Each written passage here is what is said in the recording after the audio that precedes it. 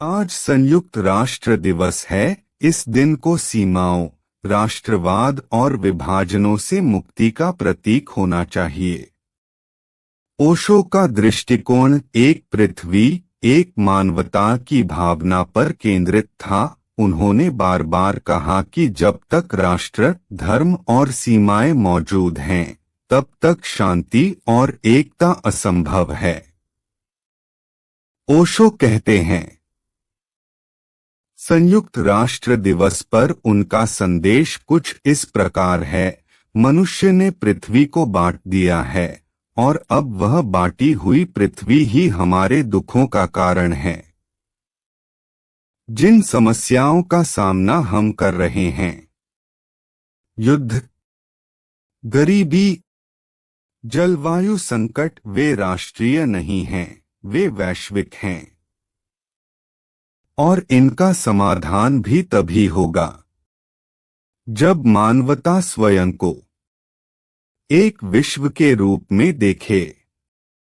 संयुक्त राष्ट्र का अस्तित्व प्रतीकात्मक रूप से अच्छा है, पर वास्तव में शक्ति तभी आएगी जब राष्ट्र अपने अहंकार, अपने सीमित झंडों और राष्ट्रगान को छोड़ देंगे। ओशो कहे होते कि संयुक्त राष्ट्र को केवल बहस का मंच बनने से आगे बढ़कर एक विश्व सरकार बनना चाहिए, जिसमें सभी देश अपने हथियार और सेनाएं समर्पित करें, ताकि युद्ध की कोई आवश्यकता न रहे। वे जोड़ते कि यह संयुक्त राष्ट्र दिवस मनुष्य के संकीर्ण दृष्टिकोण से बाहर निकलने का अवसर है।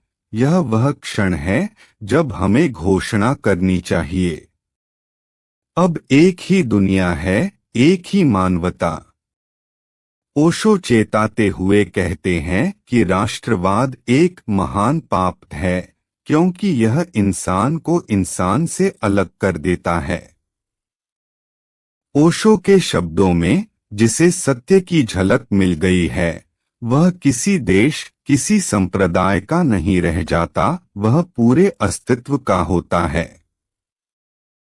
ओशो का संदेश शांति और ध्यान की ओर इशारा करता है। इस दिन पर वे यह भी कहते कि असली एकता बाहर नहीं, भीतर से आती है। ध्यान वह पुल है जो हर सीमा को मिटा सकता है। वे शायद इस दिन को विश्व ध्यान दिवस के रूप में मनाने की बात करते, क्योंकि एकमात्र जागरूकता ही मानवता को एक बना सकती है और संयुक्त राष्ट्र का सच्चा उद्देश्य पूरा कर सकती है। संक्षेप में, ओशो संयुक्त राष्ट्र दिवस पर कहते कि यह दिन सीमाओं को मिटाने, अहंकार को छोड़ने और ध्यान द्वारा एक नए मानव युग की घोषणा करने का दिन है। अब एक ही झंडा है, मानवता का। एक, सीमाओं और राष्ट्रवाद से मुक्ति। ओशो सीमाओं और राष्ट्रवाद को मानवता की सबसे बड़ी बाधा मानते थे। उनका मानना था कि जब तक मनुष्य एक दूसरे को अलग अलग राष्ट्रों और धर्मों के रूप में देखेगा, तब तक शांति असंभव है। वे कहते कि राष्ट्रवाद एक मानसिक बंधन है जो मनुष्यों को आपस में लड़ाता है। यह केवल आंतरिक अहंकार और संकीर्णता को बढ़ावा देता है। इसलिए ओशो के अनुसार संयुक्त राष्ट्र दिवस एक विचारशील अवसर हो सकता है, जब लोग यह समझें कि मानवता एक है और सारी सीमाएं केवल मनुष्यों के दिमाग में होती हैं, न कि वास्तविकता में। 2. एक विश्व सरकार की आवश्यकता। ओशो की दृष्टि में, संयुक्त राष्ट्र जैसी संस्थाएं यदि वास्तव में शांति और विकास की कामयाबी चाहती हैं, तो उन्हें केवल एक अंतर्राष्ट्रीय मंच से ऊपर उठकर एक सशक्त विश्व सरकार का रूप लेना होगा। एक ऐसी सत्ता जो सभी देशों की सेनाओं और हथियारों को एक साथ समर्पित कर दे, ताकि लड़ाइयाँ और युद्ध समाप्त हो जाएं। उनके अनुसार राष्ट्रों की स्वतंत्रता का भ्रम छोड़कर मनुष्यों को वैश्विक नागरिक के रूप में देखना पड़ेगा। 3. स्वतंत्रता और प्रेम की सच्चाई। ओशो का मानना था कि प्रेम का जन्म बंदिशों, बंधनों और राष्ट्रीयता की बेड़ियों से मुक्त होकर होता है। प्रेम तभी संभव है जब मनुष्य स्वतंत्र हो। शादी, विवाह, परिवार जैसी सामाजिक संस्थाएं जो बंधन बन जाती हैं, वे प्रेम को उत्पन्न नहीं किया करती। यही बात राष्ट्रीय बंधनों पर भी लागू होती है। इसी से जुड़े ओशो का विचार है कि प्रेम और शांति को बढ़ावा देने के लिए मनुष्य को अपने भीतर की स्वतंत्रता और जागरूकता को विकसित करना होगा। 4. ध्यान और आंतरिक जागरूकता का महत्व। ओशो ध्यान को मानवता की एकता का सबसे शक्तिशाली माध्यम मानते थे।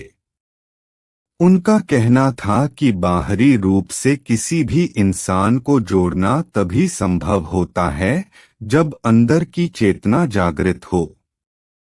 ध्यान से हमारा अंतस्थ मन शुद्ध और खुला होता है, जिससे हम सीमाओं, जात पात, धर्म जैसी बंदिशों से परे जाकर मानवता की एकता महसूस कर सकते हैं।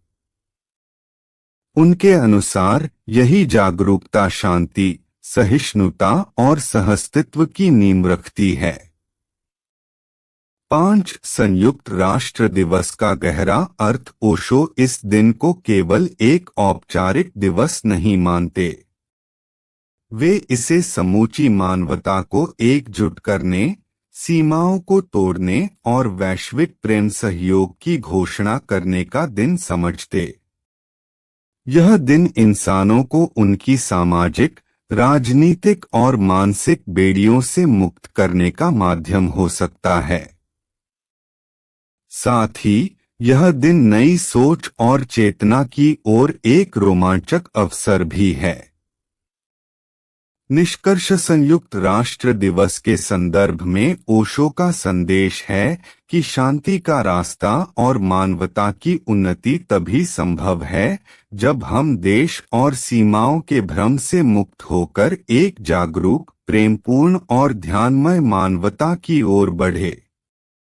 वे बताते हैं कि बाहरी मंचों और संस्थाओं के बजाय असली बदलाव हमारे अंदर होना चाहिए, तभी हम एक सच्चे विश्व बंधुत्व का अनुभव कर पाएंगे। लाइक, शेयर और सब्सक्राइब जरूर करें। अपना क्वेश्चन कमेंट में पूछें।